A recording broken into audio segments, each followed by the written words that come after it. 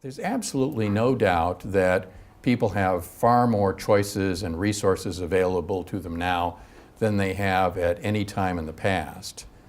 But with that wealth, that superabundance, comes a problem that economists refer to as bounded rationality. That in order to make rational choices in this environment, to get what you really want or you really need, you have to have a good idea of what all your options are. And there's so much out there that it's oftentimes difficult to act rationally. And in fact, ordinary users have a variety of ways of coping with all of these choices that they now have. They rely on repertoires, they rely on rules of thumb for making decisions, and increasingly they rely on social networks and things like recommender systems, whether it's search engines or other kinds of algorithms. And in relying on that, they open themselves for different kinds of influence.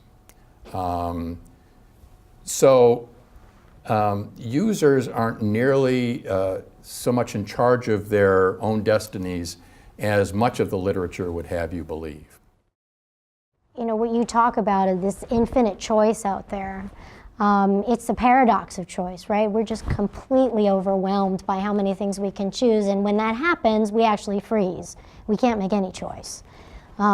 So I remember being in a meeting at an agency somewhere in 2004, 2005, talking about recommendation engines and saying, look, this isn't, you shouldn't be afraid of this. I know you're afraid that people are going to recommend everything but you.